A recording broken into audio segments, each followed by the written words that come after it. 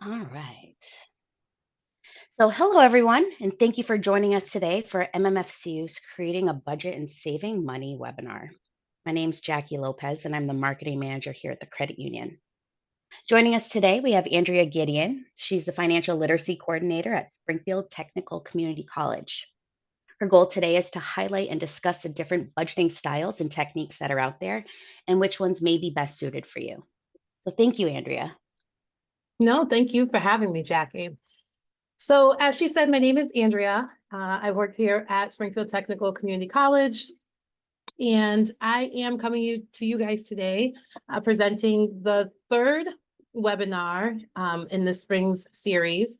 And this one is entitled Creating a Budget and Saving Money. Give you a quick background on me.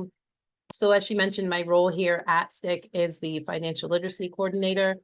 Prior to that, I worked at the city of Springfield as a financial analyst.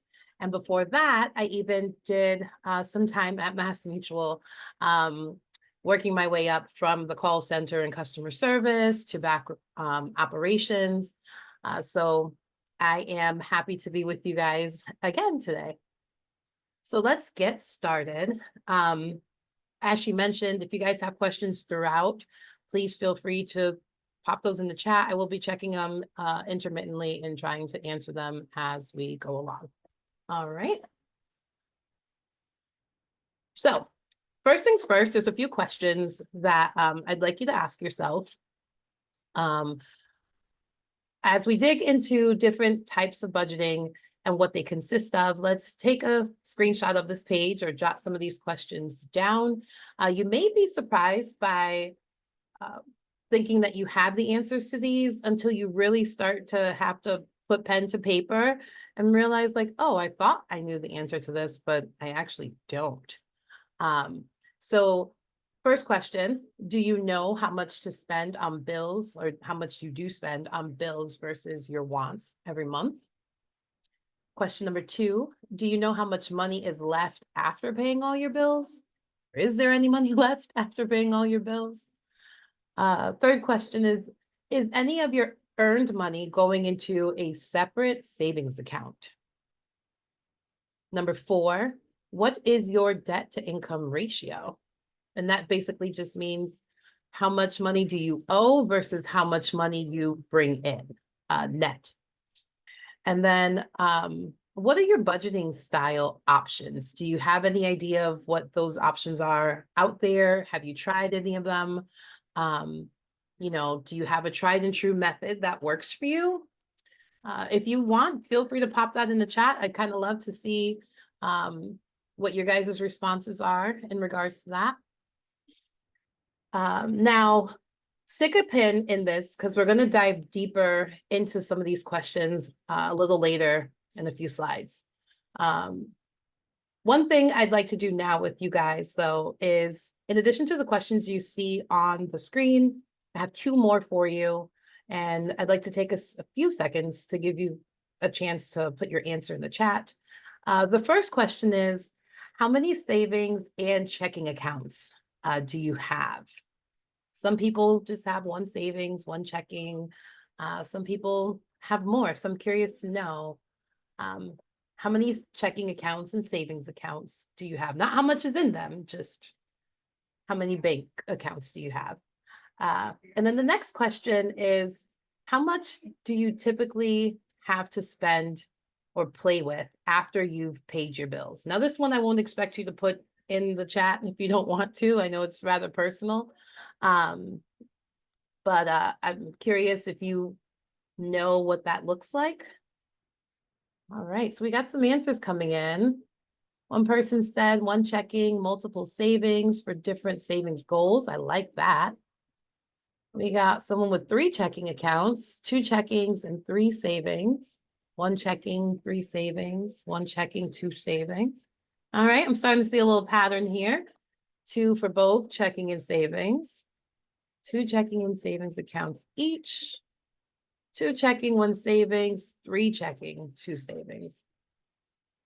All right. So it sounds like the people who did take the time to respond have a good track on things, it looks like. from personal experience and professional experience, you want at least one checking and one savings. Sometimes it can be helpful, depending upon your lifestyle and situation, to have more than one checking and savings accounts that helps separate things a little bit, and keep better track. So like I said, we're going to dive deeper into this in a few slides, but I was just curious to know where people stand with, their accounts. All right, and as it says, different tools work different for different people, excuse me. Finding your budget style can include a lot of trial and error, but it can be so worth it.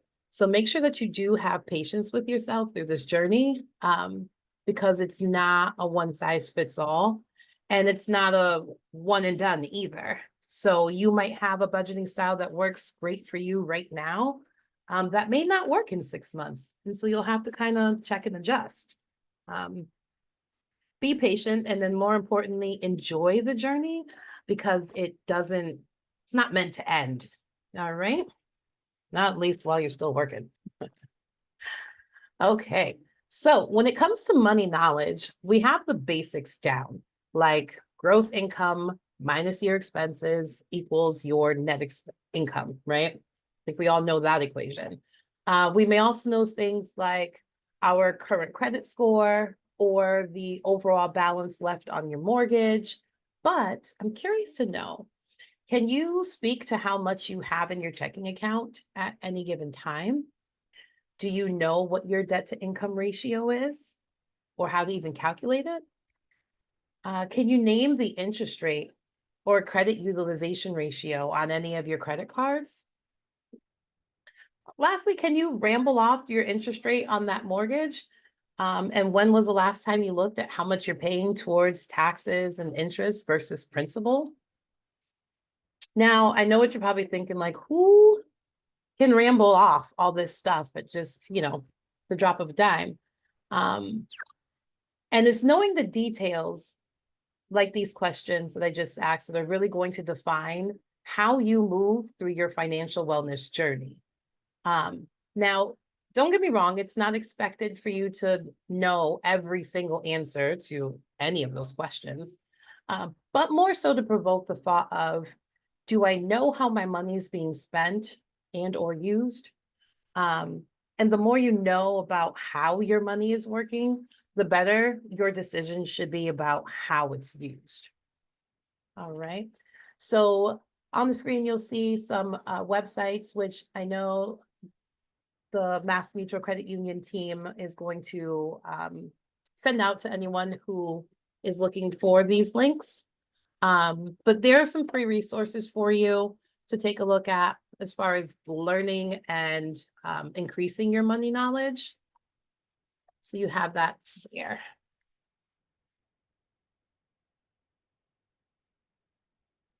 Okay, so as you guys see on your screen, next slide we're going to get into is make a budget.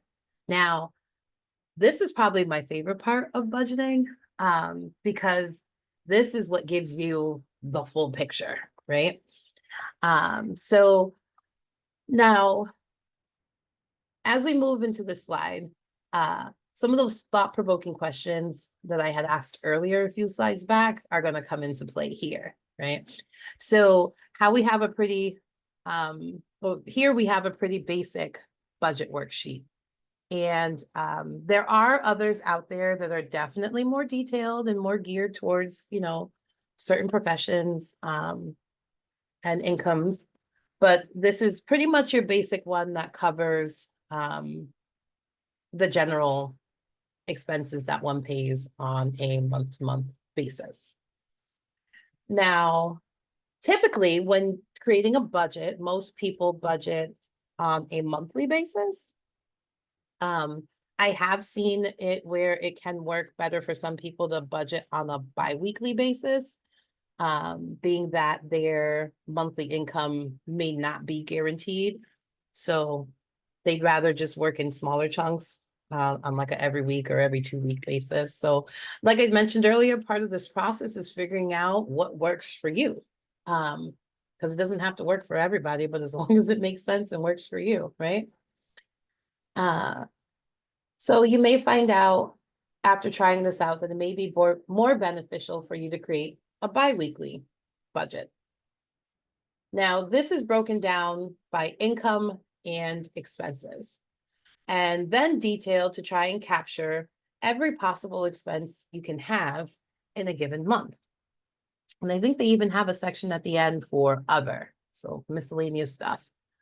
You'll see on the left-hand side, you have housing, food, transportation, health, personal and family finance, which I actually think should be a bit higher on the worksheet, but that's just my personal opinion. And then the other is where you place your one-offs or things that don't occur every month, like your annual trash bill, or excise taxes that you pay on your car, or even that annual Costco membership that likes to pop up at the most inconvenient times sometimes. That kind of stuff you would put in your other category. Now, once you've entered in all your data, you want to take it and total it up and insert your number in the formula at the bottom of the second page.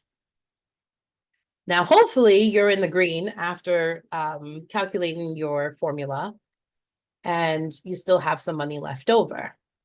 But depending on the type of budget you've chosen, you may also need to go back and reassign that extra money a job so that every dollar has a purpose. Now, that's a particular method of budgeting that I'll talk about in a little bit. But that's one thing that you may need to go back and do. If it ends up being the other way around, where you're in the negative, then you immediately need to go back and check through your budget to see where you can start cutting back. For some, it may be cook more meals at home, less takeout. You guys, I'm sure, have all heard of the infamous stop buying coffee out. Starbucks, Dunkin', and all that good stuff. It may need to be more coffees made at home. For other people, it might be your entertainment category that may need to be flexed a little bit. But, you know, you want to figure out where you can cut back to at least have a way of breaking even at the end of the month, but ideally having a surplus.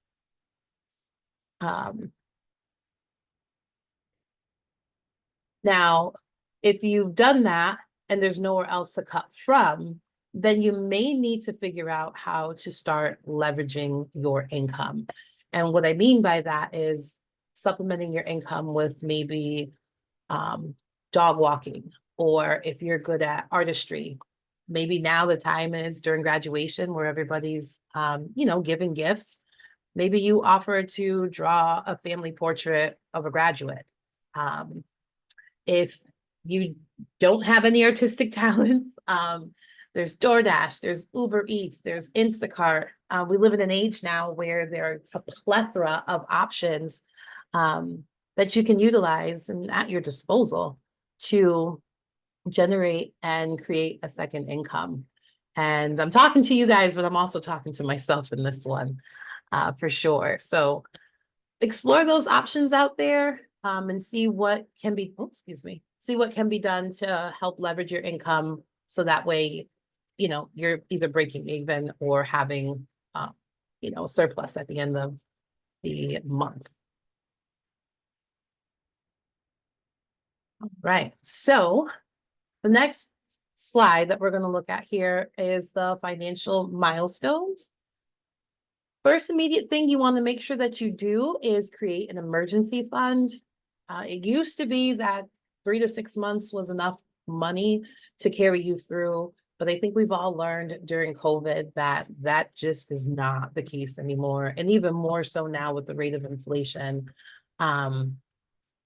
it's helpful to have a bigger buffer. So the new minimum is 6 to 8 months for your emergency fund. And basically what an emergency fund is not only the money to cover, you know, a sporadic maintenance car issue, but you want that emergency fund to be able to fund your lifestyle, bills, expenses, birthdays, all that good stuff, the basics, but fund your lifestyle for a minimum of 6 to 8 months.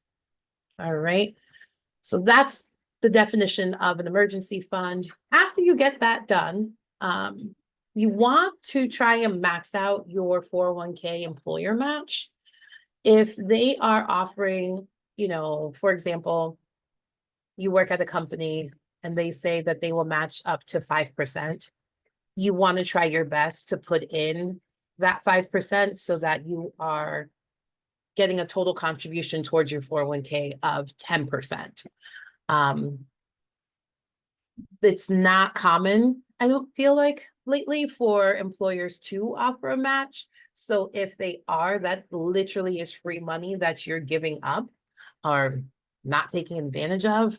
And trust and believe they are definitely incorporating that in your benefit package when they tell you about how awesome their company is and what they're giving you as far as, you being an employee of that company. So make sure you utilize that employer match.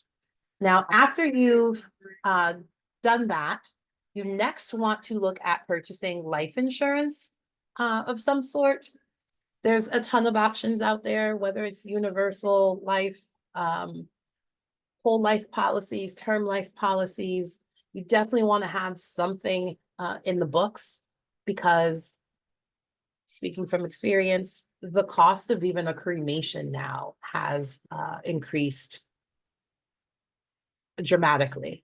So you don't want your loved ones to be stuck in the position where they have to create a GoFundMe or, taking donations in such a rough time. So make sure that you do purchase some sort of life insurance policy. And then third milestone is recommended to reduce and cancel your credit card debt. Just to touch on this for a moment, I don't know if anybody's looked up their credit card statements as of late, but it is scary how high some of these interest rates are getting. I had a student come to me and they were all excited about being offered a credit card. It was her first credit card. She wanted to know how to go about accepting it and so forth. And when I looked over the paperwork with her, she was being offered a credit card at 32% interest. And I had to be the bad guy to say that this is not the card for you. So definitely take some time, review your credit card statements, and try to cut down on that debt or cancel it out completely, and live more so of a debt-free life. I'm on the journey to it too. I think I've knocked out 2 credit cards. I got 2 more to go. So I'm here with you guys, not speaking at you, but to you as well. All right. Perfect. So speaking of canceling out debt, this slide is showing us some budgeting apps that can help you track things and be mindful about your spending and more intentional about your spending. So first we'll get started with YNAB. If you've never heard of it before, it stands for You Need a Budget. They have a lot of cool videos posted to YouTube that you can certainly go just type YNAB in the search bar and all their stuff will come up. And I promise you, it is more engaging. It's not boring. They make it pretty funny too. But YNAB is an option. It does have a free 34-day trial period that they offer. Thereafter that, it's $14.99 a month. Then if you don't want to use YNAB, another one is Mint, which recently just got acquired by Credit Karma. So I'm pretty sure that most people have logged on to Credit Karma before. Now you can, link your accounts and information, and not only look at your credit score and that sort of thing, but budget your transactions as well, which is kind of nice. I did check into it. They have both a free and paid option. The paid option is running about $4.99 a month. Then there is an app called Good Budget. This one also has a free and paid version. The paid version rounds out to about $70 a year. There is Envelopes. That is another one. This one doesn't have a free option at all. They do have a tiered plan system, price plan system, First being $5.97 a month. The next tier 2 is $9.97. And then lastly, tier 3 comes in at $19.97, so roughly $20 a month. And if anybody has ever heard of Dave Ramsey, they have their own app called Every Dollar. This is a free 14-day trial, and then comes out to about $17.99 or $80 a year if you pay for the whole year up front. And then lastly, for those couples out there that are trying to get a grip on their finances together, I did see that Honeydew is a free app for couples. The way that it's set up is meant for you guys to be able to communicate with each other through the app about your transactions and expenses, which I think is pretty cool. So you have that option as well. And then I don't know if you guys have heard me rave about this before, and no, this is not a paid ad or anything like that, but I also have a MassMutual credit union account. And I have to tell you guys that they do have a built-in budgeting tool that is amazing. So in the top right-hand corner of your page, you kind of get a snapshot of what it looks like with all those colored circles there.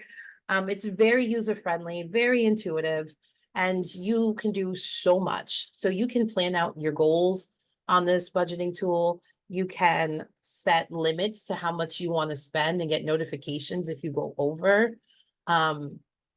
It does say at the bottom of the screen that it integrates with all institutions, meaning that if you want to link your TD Bank account that you have, or if you have your mortgage with Wells Fargo and you want to link that to your MassMutual account, it will help show you, well, not help, but it will show you what your balances are in those other institutional bank accounts, as well as what you have in MassMutual. And it helps in tracking and keeping a running tab on what you've spent for groceries, what you've spent on gas.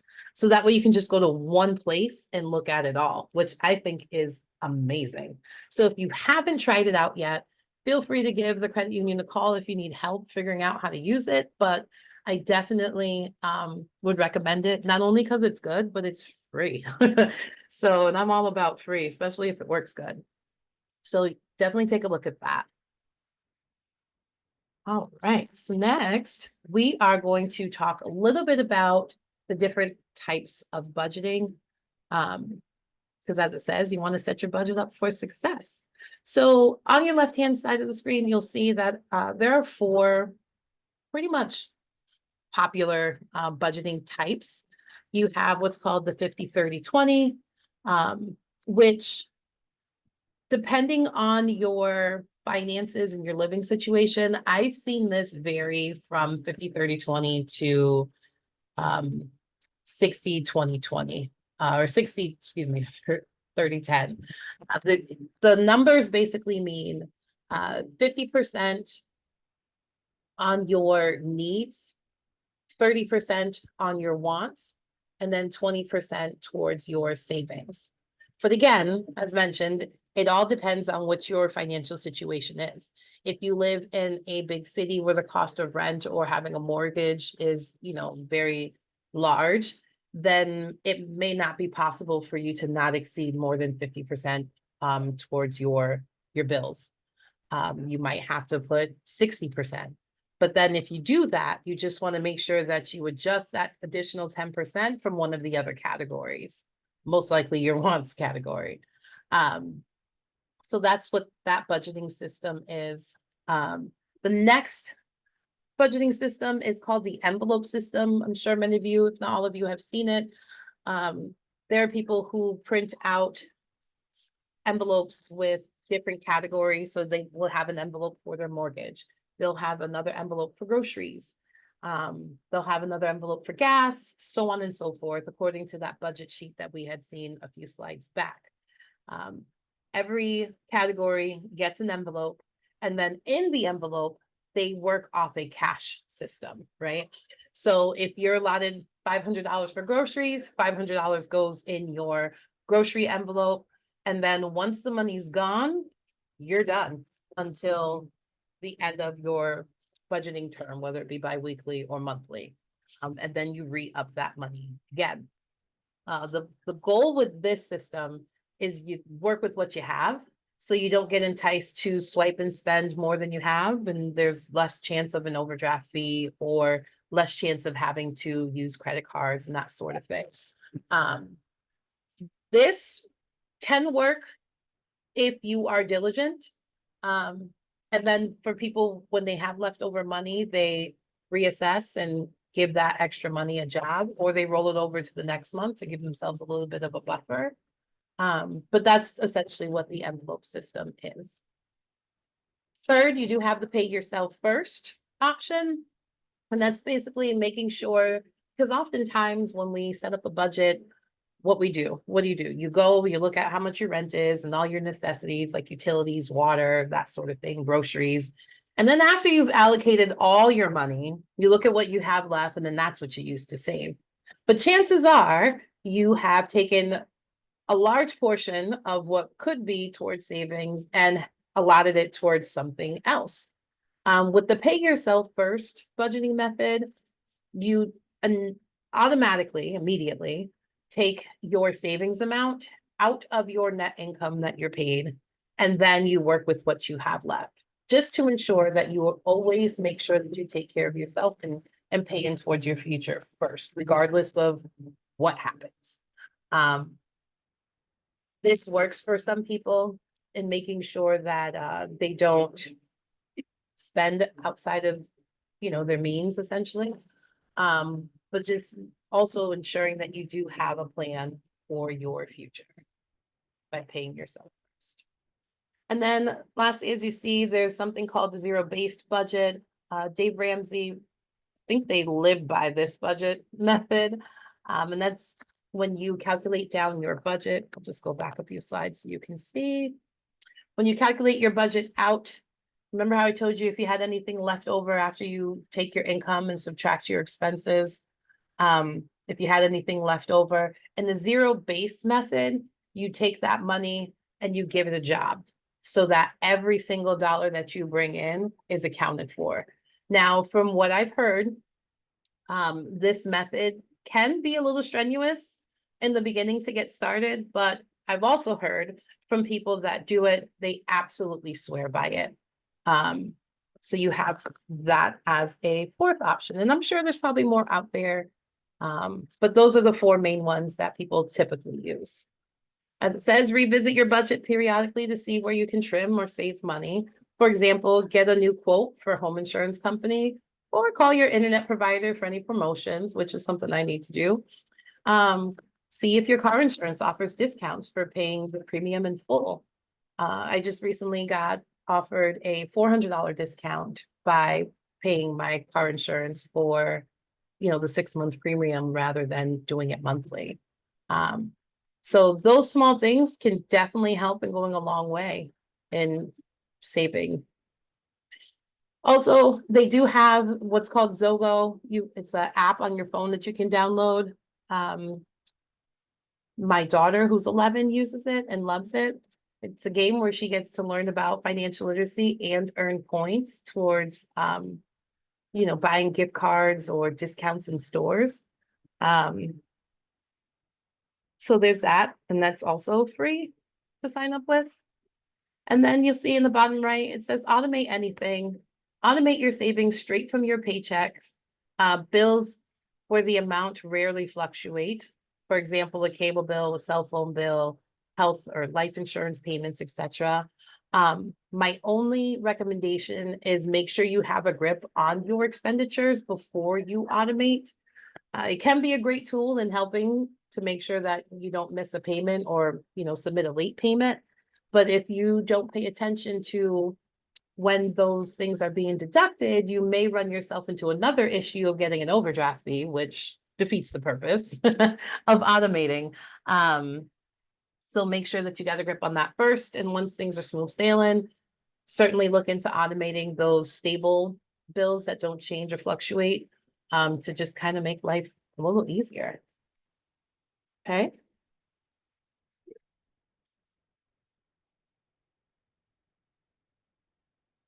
Well, let's see. All right. So I have a little video here, and For those who have been to my webinars before, I usually try to find a nice video that correlates to what we're talking about. Came up with this one and I could not pass up the opportunity. Everybody, well, mostly everyone remembers the Cosby Show. And this was a clip that I thought you guys would enjoy. So let me see if I can get it playing for you. One moment.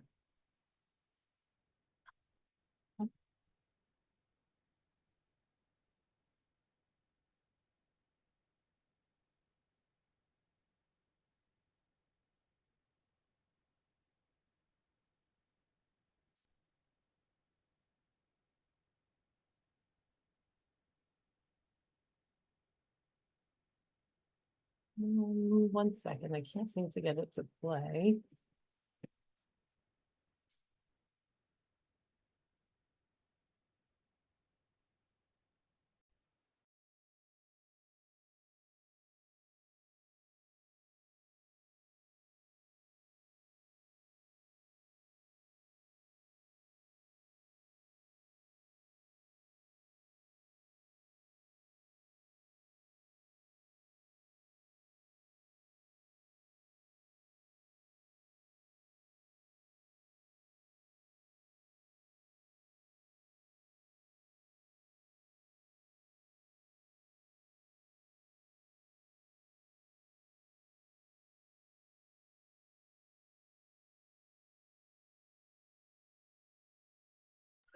Oh, let me start over. I think some people weren't able to hear it.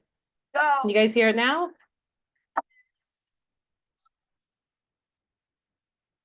Okay. You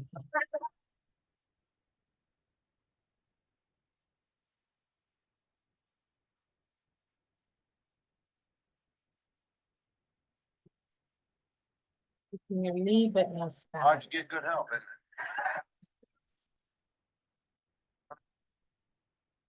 Someone asked me to come up here. I know. You know what? What you gonna say? And it's under control. So, no problem. How do you expect to get into college with grades like this? No problem. Huh? See, I'm not going to college. Yeah, right? I am gonna get through high school. And then sit down like regular people. Regular people. Yeah, you know, work at the gas station, chocolate bus, something like that. So what you're saying is your mother and I shouldn't care if you get D's because you don't need good grades to be regular people.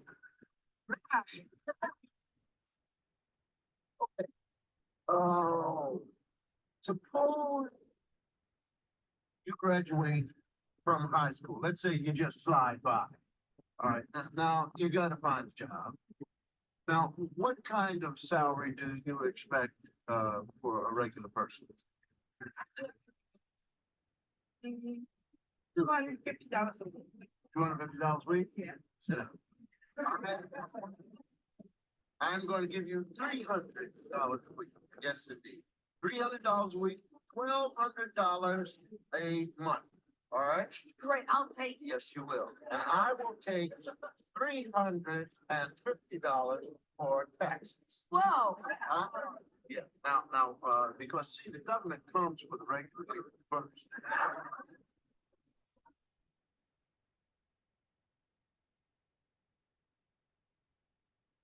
Now, how much does that leave you with? $850. All right. Now, you've got to have an apartment because you are not going to live here. So, an apartment in Manhattan will run you at least $400 a month. I'll live in New Jersey. All right. Live in New Jersey, you've got to have a car. I ride a motorbike. You need a helmet. Figure $100 a month for clothes and shoes. Figure 200. I wanna look good. Okay, so what's that leave you with? $200. So, no problem. There is a problem. You haven't eaten yet.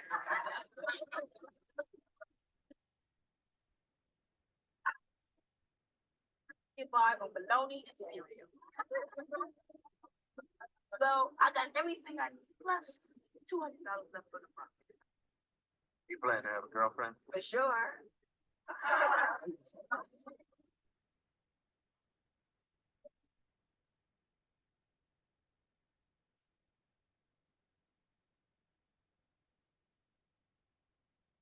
Regular people.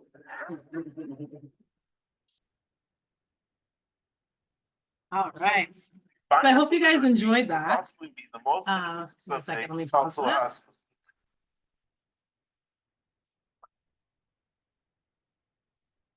All right, there we go. So I hope you guys were able to enjoy that clip. It was just a good snippet, I thought, that expresses budgeting and how important it is. So let's get back into it. Just a moment.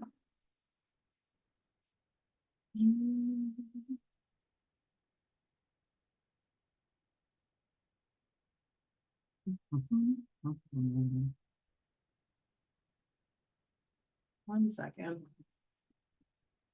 I lost my place here.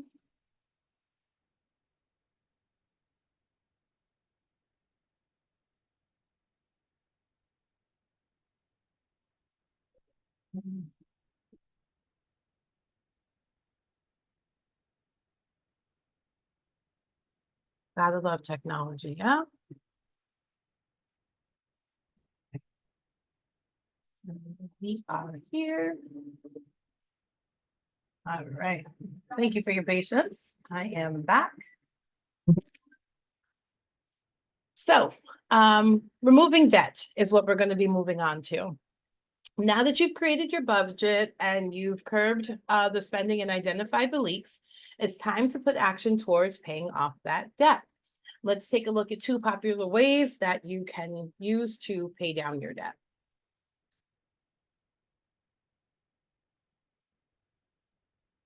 We first have the avalanche method, which is mentioned on the left. And that says making minimum payments on all your debt and then using any extra funds to pay off the debt. To pay off the debt with the highest interest rate first. And the reason why this is called the avalanche method is because if you think about how an avalanche starts, the snow comes down the mountainside, and as it goes down, it gets bigger, right? So you make your minimum payment on all your debts to make sure that you're current and you don't have any late fees or, extra interest charges. And then as you do that, any extra money you have, you put towards the debt with the highest interest rate. When that one gets paid off in full, you still continue to make all your minimum payments on your other cards every month. And now you take that one payment that's paid off, the money from that rather, and then you apply that to the next credit card with the next highest interest rate. So that's how that plan works. And as you stick with it and move through your debt, you eventually will wipe out all your debt. Opposite of that, they have what's called the snowball method. This one, you make minimum payments on all your debt. Then you pay off the small debts first before moving on to the bigger ones. Now, you might ask, why have 2 polar opposite strategies? And this goes back to different strokes for different folks. So some people might like the snowball method because they need that instant gratification and knowing that what they're doing is actually working and worth doing. So by having the small successes of the lower debts paid off, for some can be that extra motivation to stick with it and see it through and paying off the rest of their debts. Other people might see it more beneficial to pay off the highest interest rate first, so that way they have more money to put towards their other debts that have a lower interest rate. So just take a look at the different options and try one. If it doesn't work, try the other. There's nothing wrong in switching it up. So those are the 2 strategies available for you. Next, we have the screen that talks about balance transfers and personal loans. You You can check with your credit card interest rates to see if you can get a lower rate by transferring your balance. But you want to keep an eye on the terms and the rates. So balance transfers are helpful, but they can be a little tricky if you don't read the fine print. I notice now, because I always like to look at the different interest rates when they send you those promotions in the mail. And I've noticed that they've gone away with doing zero balance transfer fees. So now a lot of times they'll tell you no interest until June 2025. But if you don't keep reading, you miss out on, they'll take your balance transfer from that old credit card over to their new one, but they're also going to charge you a 3% transfer fee. That at one point used to be something that was given away free. So make sure you do read all the fine print in it. To make sure that that option makes the most sense for you. But you do have balance transfers, you know, there is an option. The other thing too is if you're gonna transfer your balance, always make sure that you have a game plan to get that debt paid off before the promotional period is done. A lot of times people will take on the option of a balance transfer, not realizing that some companies may do something where, like, if you don't pay it off by that due date, they will retroactivate the interest that you've been gifted, I guess you could say, and not being charged. So definitely take a look at that information to make sure that it's going to work for you. The other option available is personal loans. With a personal consolidating loan, you can have a fixed interest rate and a fixed term and one payment instead of many. This is helpful for people who may have taken out one too many credit cards and get overwhelmed when it's time to make the payments because it's too many people to pay and you're losing track and having late fees and, you know, exorbitant interest charges. You might want to consider just taking out a personal loan to wipe out all that smaller debt and just focus on making one payment to one institution. So you have that there as an option as well. All right, and that, my friends, has brought us to our last page. So I'm going to open up the chat for any questions. You do have some contact information here. If you guys would like to reach out to the credit union for anything, they have their email, website, and phone number. Otherwise, thank you so much. Let's see what we have here for questions. Give those a minute to load in case anybody wants to ask anything.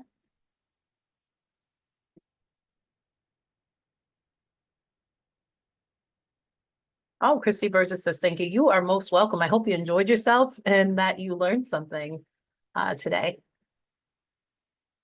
Oh, you're welcome, Carrie. I'm glad you enjoyed it. Kate, they did mention that they will be posting this on the credit union's YouTube page if you want to be able to go back and catch it from the very beginning. Well, you guys make me feel so special. You are most welcome. I'm glad that you guys found this helpful. Oh, yes, Peg, please do. Please do share with him. All right, well, it doesn't look like there are any questions, so I'm going to take that to mean I was very thorough today. If you guys do come up with something in afterwards, feel free to email the team at the credit union. I'm sure they'll either find the answer or connect with me if it's something specific to what I may have said to get that answer for you guys. All right. Otherwise, thank you so much, and I hope you enjoy the rest of your day. Thank you, Andrea, again for hosting this for us. We really appreciate it. And for everyone that is still on the call, we will be sharing the recording along with the slide deck. And if you have any questions, just feel free to respond to that email as well. But have a great afternoon, everyone. Thank you.